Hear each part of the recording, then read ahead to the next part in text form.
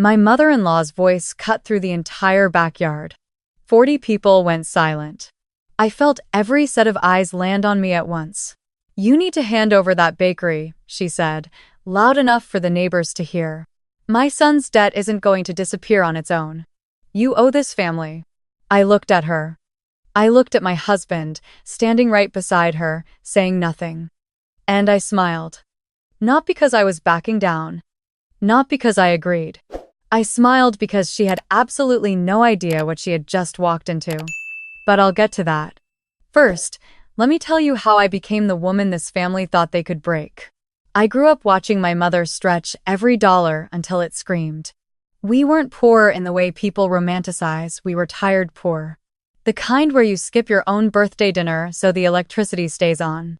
The kind where you learn, very young, that nobody is coming to save you. So, you save yourself. By the time I was 22, I had 2 part-time jobs, a community college diploma in business administration, and a notebook full of recipes my grandmother left me when she passed. Cakes, pies, breads, things she made from memory that I was terrified would disappear with her. I didn't let them disappear. I started baking out of my apartment kitchen on weekends. Sold to coworkers first, then their friends, then strangers who found me through word of mouth. By 25, I had a small storefront in a strip mall on the east side of town. Nothing glamorous. Second-hand display cases, mismatched chairs, a hand-painted sign that my neighbor helped me hang. I called it Flower and Grace.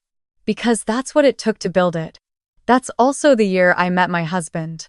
He came in on a Tuesday afternoon, ordered a slice of lemon olive oil cake, and told me it was the best thing he'd ever eaten. He had an easy smile and a way of making you feel like the most interesting person in the room. We dated for 8 months. He proposed on a Sunday morning in my own bakery kitchen, flour on both of us, and I said yes before he finished the sentence. I should have paid more attention to the family he came with. His mother was the kind of woman who entered a room like she was already disappointed in it. Polished, precise, with a smile that never quite reached her eyes when she looked at me. His father was quieter but deferred to her completely whatever she decided was law. And then there was my brother-in-law, Marcus. Marcus was 3 years younger than my husband, had never held a job longer than 4 months, and was treated by their mother like he was perpetually on the verge of his big break. Every failed venture was someone else's fault. Every debt was a temporary inconvenience. Every bailout was just this once. I watched all of this from the outside and told myself it wasn't my business. I should have made it my business. The first 2 years of marriage were mostly good. My husband worked in logistics, kept steady hours, seemed proud of what I was building. But slowly, quietly, the family started to pull him back toward their orbit. It started with dinners. Every Sunday, non-negotiable. If I couldn't come because of a catering order or an early morning prep, it was noted. Commented on. She thinks her little bakery is more important than family. I heard that secondhand from my husband, who delivered it more as a statement than a defense of me. Then came the requests. Could I make the cake for Marcus's girlfriend's birthday? Of course, family discount. Could I cater my mother-in-law's church auxiliary luncheon? It would be such good exposure. Could I donate product for the school fundraiser the family was involved with? Giving back is so important. I said yes to all of it. Every time. Because I wanted them to see me, to accept me, to understand that I wasn't just a woman who stumbled into their son's life, I was someone who had built something real. They never saw it that way. To them, the bakery was a hobby. A cute little project I was allowed to have because I didn't have children yet. My mother-in-law once told me, at a family dinner with 6 people present, that I should think about priorities now that I was a wife. My husband laughed it off. I excused myself to the bathroom and stood at the sink for 3 minutes reminding myself to breathe. The debt started with Marcus. He had gotten into some kind of equipment leasing scheme. I never fully understood it, and I'm not sure he did either. What I knew was that he owed somewhere north of $40,000, and the lender was no longer being patient. My mother-in-law announced this at a Sunday dinner like she was reading from a community bulletin board, casual and matter-of-fact, and then looked directly at me. Arya's bakery is doing well, she said. It would be the Christian thing to help. I set my fork down. My husband said nothing. I told her that Marcus was an adult and that his debt was his responsibility to resolve. I said it calmly. I even said I was sorry he was in a difficult position. She smiled at me with that particular smile she had, the one that meant the conversation was not over, only paused. 3 weeks later, my husband came to me with a proposal. What if I took out a business loan against the bakery? Just as collateral. Just to help Marcus get back on his feet. It would mean so much to my mom, he said. And Marcus would pay it back. He promised. I said no. I said no clearly, without anger and with specific reasons. The bakery was my livelihood. It was not a family fund. Marcus's promise meant nothing. I had watched him promise things for 2 years and deliver none of them. My husband nodded. He said he understood. He did not understand. What I didn't know, what I only found out later, was that during this same period, he had told his mother I was working on it, that I just needed more time to come around. He had let her believe I would eventually cave, because that was easier than defending me. So she kept the pressure on. Phone calls to my husband during business hours. Text to me that started politely and grew increasingly pointed. A visit to the bakery, she actually came in, sat down, ordered a coffee she didn't drink, and told me in a low voice that a wife who can't support her husband's family during a crisis says something about her character. I thanked her for stopping by. I went into the back kitchen and called my attorney. Because here is what my mother-in-law did not know. She didn't know that I had restructured the bakery 18 months earlier. That Flour and Grace was no longer a sole proprietorship, it was an LLC, fully in my name, with a separate operating agreement that my attorney had drafted specifically to protect the business from personal liability. My personal assets and my business assets were legally distinct. Any loan, any debt, any claim had to go through the business structure I had built. She didn't know that 6 months after that, I had used 2 years of retained earnings to quietly purchase the building the bakery occupied.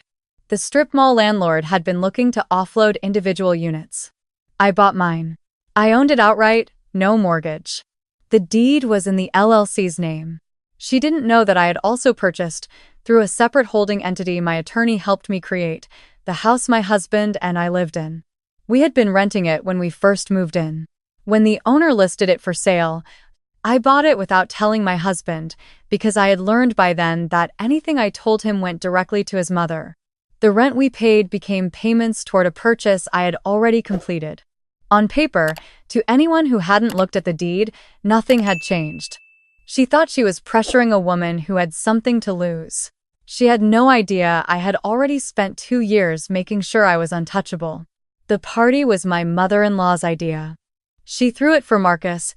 To celebrate his fresh start, he had apparently found a new business opportunity, something in digital marketing, and she wanted to mark the occasion. 40 guests, catered by someone who was not me, in the backyard of the house she assumed was ours in the traditional sense. She had asked me to contribute desserts. I declined. She hadn't forgiven me for that when she stood up to make her announcement. She started with a toast to Marcus. His resilience, his creativity, his potential. Then, without a pause, she turned to me. Arya has been sitting on a very successful business, she said, and the crowd murmured warmly because they assumed this was a compliment. And family helps family. So we're hoping she'll do the right thing and help us get Marcus's debt cleared. Sell the bakery, or take out what she needs against it. It's not going to fix itself. My husband was standing 4 feet away from me. He did not look at me.